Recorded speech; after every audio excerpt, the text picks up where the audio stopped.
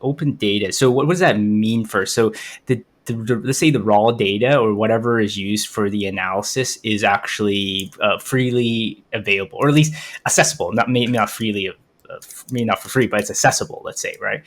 And the reason why I bring this up is because there is within in that podcast that you were mentioned on, which is a Freakonomics. Like, good on you guys for being on that podcast. It was awesome that you were featured, and on top of it, just contribute how you contributed.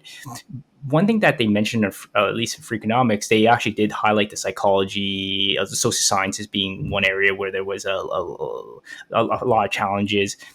And then, of course, then they brought up yourselves and your project that you brought you are undertaking with cancer biology. But then they brought up economics, and they said there's something in economics that there's less of this type of issue, primarily because people are dealing with data that is accessible and available. Right now, there's different ways you can interpret that data. For instance, let's say right now talking about inflation is all the rage, but there's like 8 million ways of measuring inflation, right? Right. But the data is technically all there. You can just measure it whatever way you want. Now you can disagree with someone else how they measure it. You're like, oh, my measurement is better than this type of measurement because of X, Y, and Z, but all the data is open already.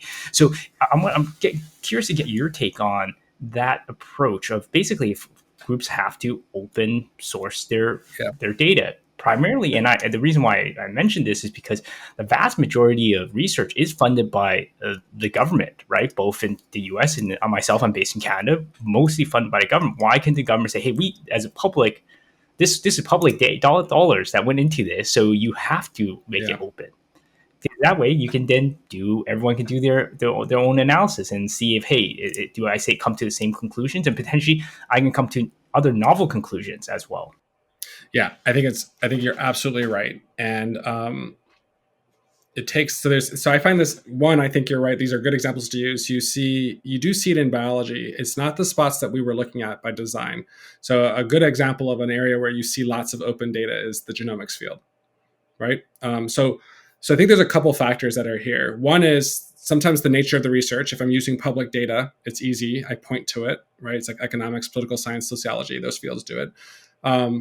At the same note, those fields also do a pretty good job of, when they publish their papers, doing what they call a replication package. They share their data and their code all together so that someone else can do it. So that's how you can do it at scale. The journals have to say, you always share your data, unless ethically or legally you can't. Then you just tell us why, like clinical trials, right? You can't share your data, but you can tell us how to get access to it so someone else can look at the data.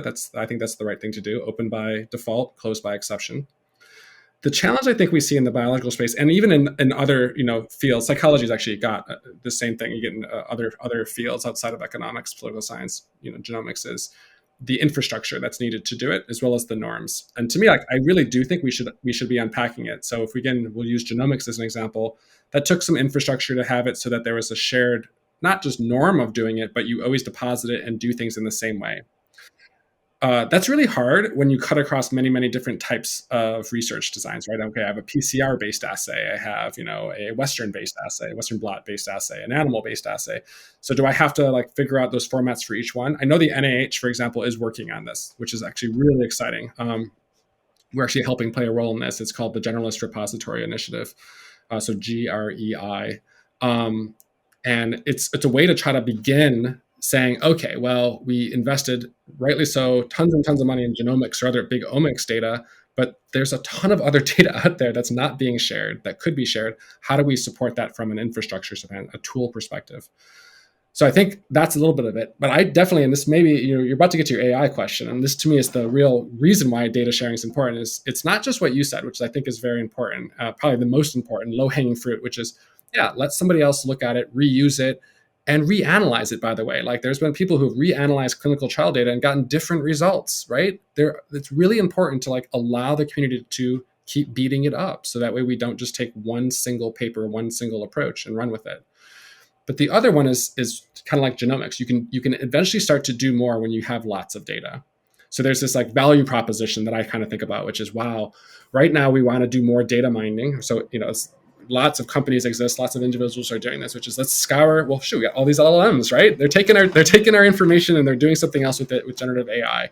We want to do that in the scientific space. And we've been doing it for a long time, predictive modeling, right? Okay, how do I figure this out? In order to do that, I need I need all this data, and I need it unbiased, right? I need to do what we were just talking about. I want it as raw as possible.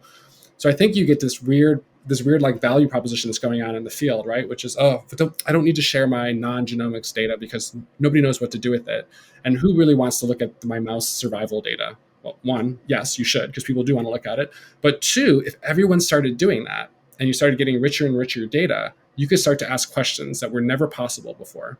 23andMe is an example, right? 23andMe started off doing SNPs, right? So here you're like, oh, here's some information that you know about me. And you get to the point where you have so much data, you can start doing, right, ancestry. That's how that stuff happens, is you layer on possibilities that were never possible if you were never beginning to share individual pieces of data one at a time. So I personally think it's great, but I do know that like NIH, the European Commission as well, they're trying to do the right thing, which is you need to make it possible. So way down low, create the tools, create the infrastructure, create sharing. And then as you start to do that, then you can start to reward that. You can start to make the data even richer with better metadata, right? Other descriptors. But yeah, I completely agree with you. It's like the lowest hanging fruit. I think, like I said, I think the challenge there is just there's not enough resources yet to really embrace the like messiness of this data.